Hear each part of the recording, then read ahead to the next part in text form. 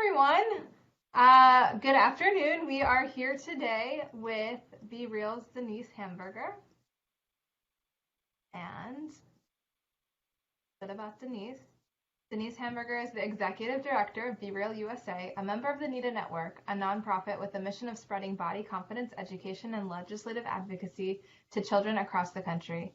This last year, she gave Be Real's professional development workshop called Body Confidence Schools to over 400 teachers and social workers around Illinois. Be Real's workshop has been studied by Striped, the eating disorder prevention incubator at the Harvard School of Public Health. Be Real also has a legislative advocacy arm working with NEDA and Striped on bills in different state legislators. You can learn more at BeRealUSA.org. And today, Denise will be talking about body confident parenting during COVID-19. Welcome, Denise. Thank you very much, Lauren. It's a pleasure to be here, and thank you for the opportunity for me to showcase what Be Real does. So I'm excited. So as Lauren just mentioned, today's focus is body confident parenting during COVID-19 quarantine.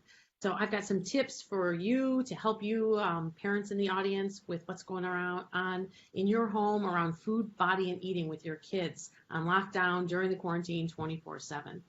So to get ready for today, I did a focus group last week, and I had parents. I only got moms that came to it, but dads were invited. And I asked them, what's coming up for you around food, body, and eating right now? What's going on in your house? So we're all providing 3 meals and about 150 snacks for our kids every day. I'm doing it too. I've got my son home and sheltering in place with us. And what we really talked about is that parents weren't used to seeing what kids are eating all day long. So the focus group were parents of children who had some autonomy around their eating. These kids were used to having these kids in school. Some of the parents were working. The kids have after school activities. The kids are at their friends' houses. So we're not seeing what they're eating all day, and it comes as a surprise to see for the parents to see what the kids are actually eating. And our routines are different, with the COVID lockdown. So, the parents were a little surprised at what was actually going on with the kids. So we're talking about kids who can go to the refrigerator themselves and decide what they're eating, so they have more autonomy. And so for you parents of younger children, while we're maybe not talking about your kids right now, you have a little more control over what your kids are eating when they're younger. I say stay tuned. This is instructive for what's coming down the pike for you when your kids get older. And also our answers to the questions today are talking about how to parent kids in a body confident way. And that applies to all children. So our answers really are information that you'll be interested in.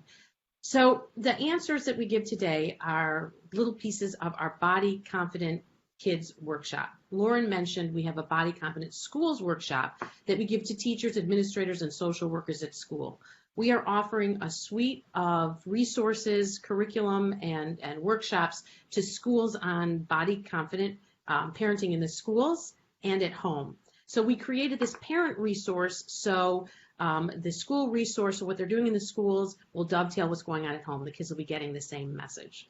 So let's jump in. I promised Lauren I'd stick to the time. And I just want to mention that our advice today is really just general advice only and not a substitute for any discussions you might want to have with mental health professional. So to dive right in, we've just got this short time together. The number one answer I got from my focus group on what's going on in your house was our kids are eating a lot on quarantine. They're seeing a lot of trips to the refrigerator. And I thought this is a good reflection of what many people are experiencing being at home and out of their routines. I have a lot of articles in my body image news feed on eating, and the articles really are in agreement that this is a great time to give you and your loved ones some grace around food, body, and eating. I mean, what's ever happening right now is okay. We are living through an unprecedented, stressful time. You hear a lot of talk about that. And we've got anxiety, uncertainty, and fear about real worries with health, jobs, and our future. And I guess as far as body image is concerned, it's not in anyone's best interest to heap guilt about what you ate or worry for what your kids are eating on top of that. So give everyone some grace and a pass on it.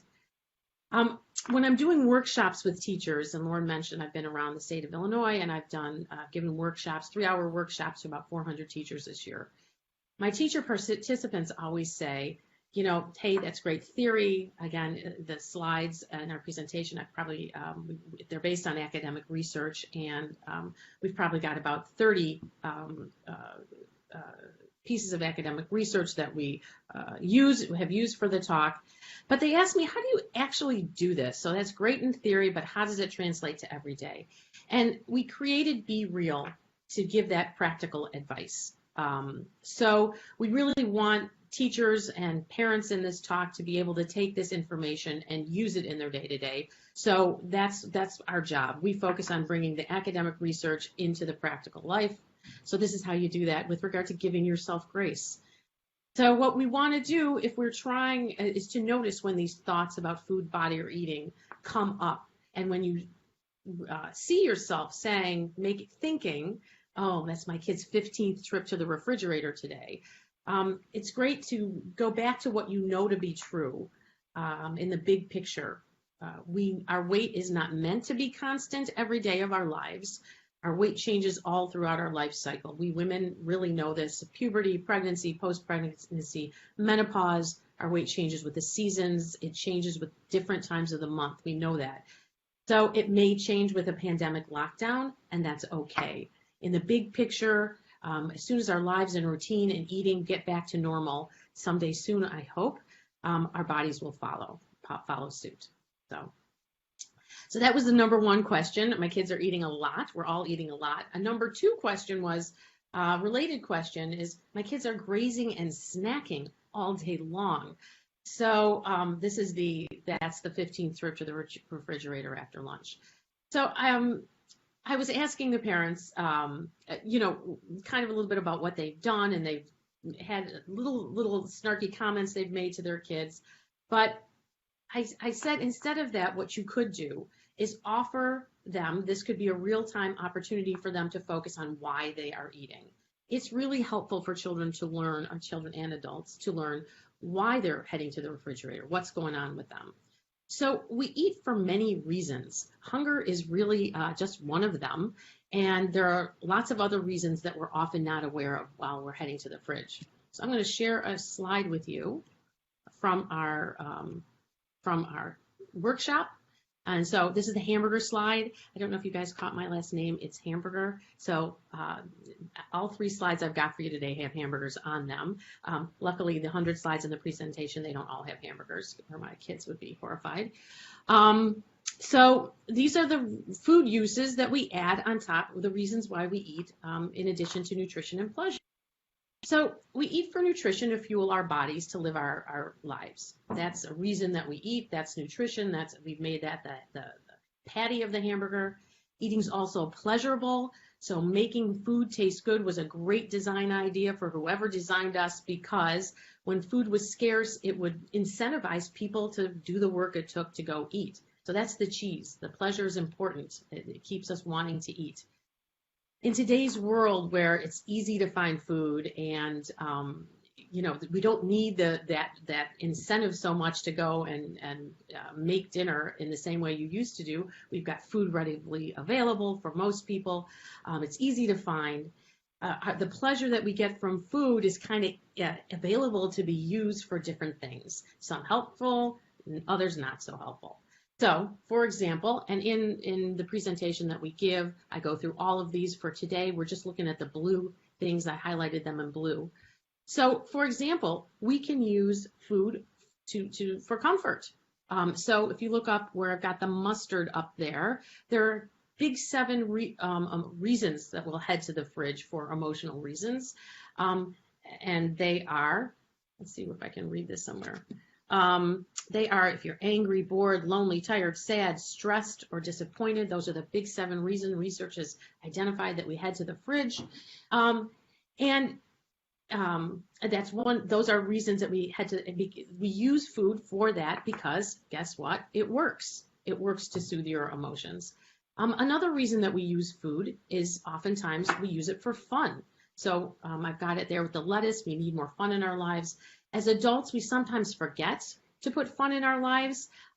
Teens, not so much. Our kids are better at remembering to have fun in our day, but they don't have the same job and family responsibilities that we have. And oftentimes you'll find an adult who says, you know, the Snickers bar is the only good time I've had all day. So when I talk about emotional eating, and this is the category of emotional eating, I like to say it's really not your mother's emotional eating. Emotional eating got a bad rap in the 90s when we first learned about it, and it came up as a topic for discussion on Oprah. So when we first talked about it, you know, people would like identify as an emotional eater with a lot of shame and guilt and a lot of negative emotions around it.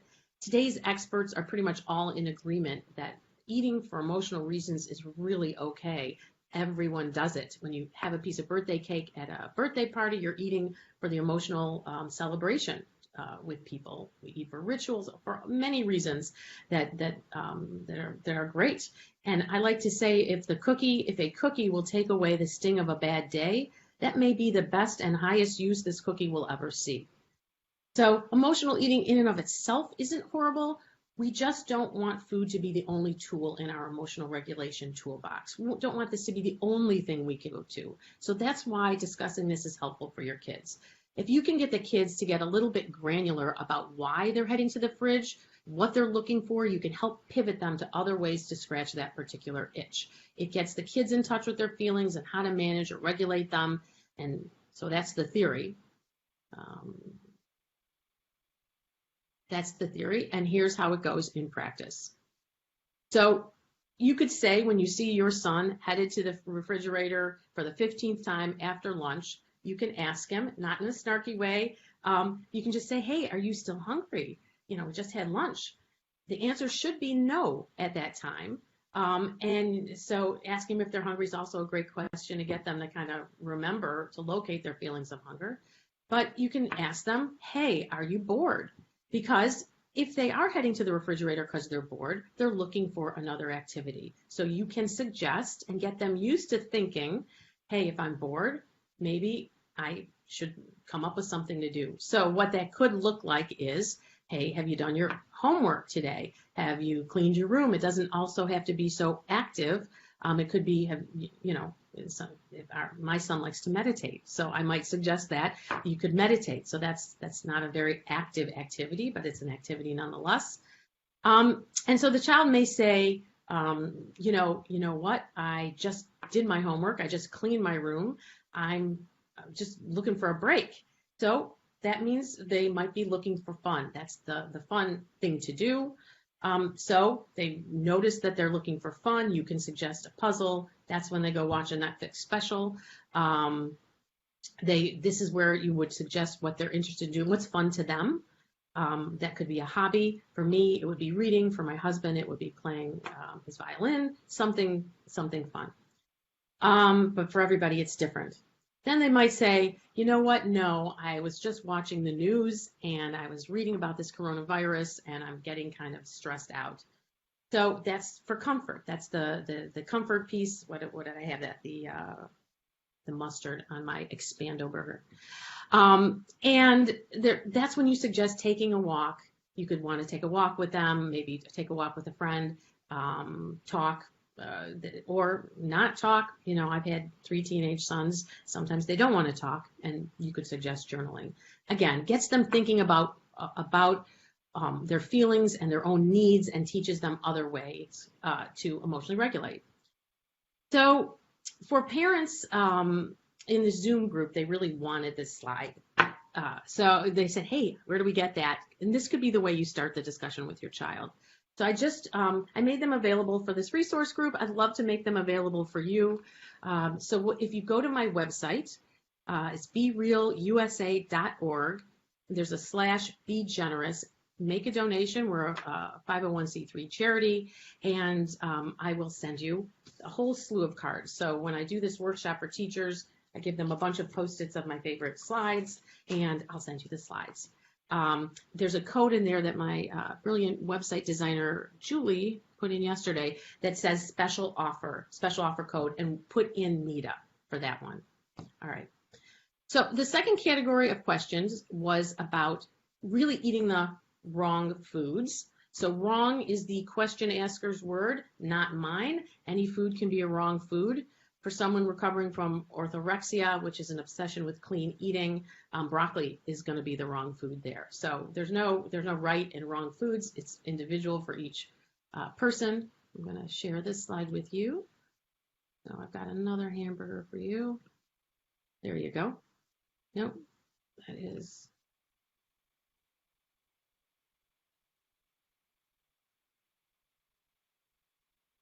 Hold on. There's a mindful eating. So I'm wondering if you saw the other one. I'm wondering if I had the other screen up, the wrong burger in there, but oh well. So hopefully you've got my mindful eating basics burger up now, the other hamburger today. So this is really about teaching kids not what to eat. This isn't just lots of information on nutrition teaches a kid what to eat. This has, 5 grams of calcium, 5 grams of fat. We're not talking about what to eat. We're talking about how to eat. So we don't have any good and bad foods. And we subscribe to intuitive eating. It's a theory in a book by Evan Triboli and Elise Retch. It's been around since the 90s. And we eat by listening to body cues. We eat by being mindful of what we're eating in order to fuel our bodies well. So the what to eat, the nutrition piece is super important for this, but it's for a piece of the whole. And it's one piece of the whole, and the whole is really about developing skills. So basically and quickly, if you go through mindful eating basics, we teach children to eat when they're hungry. We want them to make a mindful food choice. We break the world down into nutritious and play foods because we've realized that in the past, calling foods good and bad, it's a very short leap from this food is bad to I'm a bad person for eating it. We know that creates guilt in the eater, and when they're too wrapped up in guilt or shame or deprivation, they're not making good food choices. They've lost their logical ability to think. So we're also making nutritious, so we've got the world of nutritious and play food. We want to make sure that no food is off limits, because what we also know from the research is restriction, food being off limits, plus the feelings of deprivation that causes equals binging. We know that from years and years of studying this. So we don't want food to be off limits, that's restriction, and we don't want to have feelings of deprivation because we don't want to lead to binging behavior. And again, I've just talked about no good or bad foods with guilt. We also teach that it's very important to enjoy your food. Enjoying your food is, enjoying your food is a very important part of eating. And it lets you know when to stop, so when you're feeling satiated. So we've created a post-it tool to teach your kids how to eat. I'm just going to hold it up. I had a slide on this, but this is a post-it tool that we've created that I will also send you with that donation. It teaches them those mindful eating basics. So I've got 1 minute left, so I'm going to really hurry up here.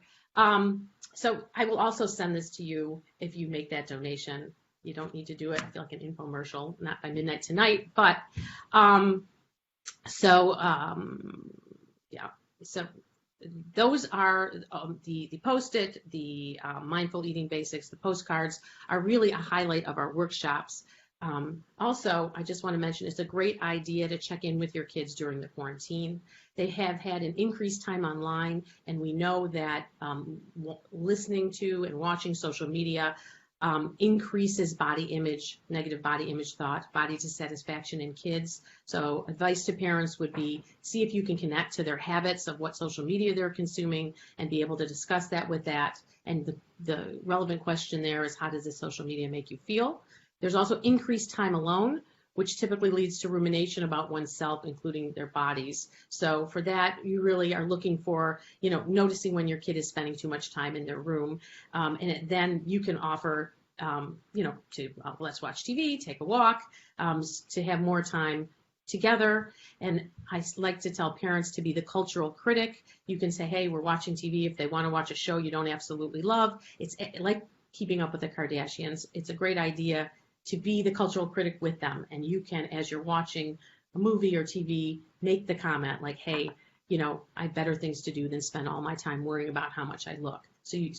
We're all parenting our kids so they can be autonomous human beings and go out into the world by themselves. So these are all teaching skills. So just to wrap up, I've given you a little bit of a taste of what we do at Be Real. What you can do, please check out our resources on BeRealUSA.org. Please, if you like them, recommend that our website to your school, your teachers and administrators at your school, and they can do the parent night. Please sign up to be part of Be Real online, and if you make that donation, I'll send you the materials. So, and I like to say, together we can change a culture that isn't working for anybody. Thanks, Denise. Thanks for being a part of this. Thank you so much.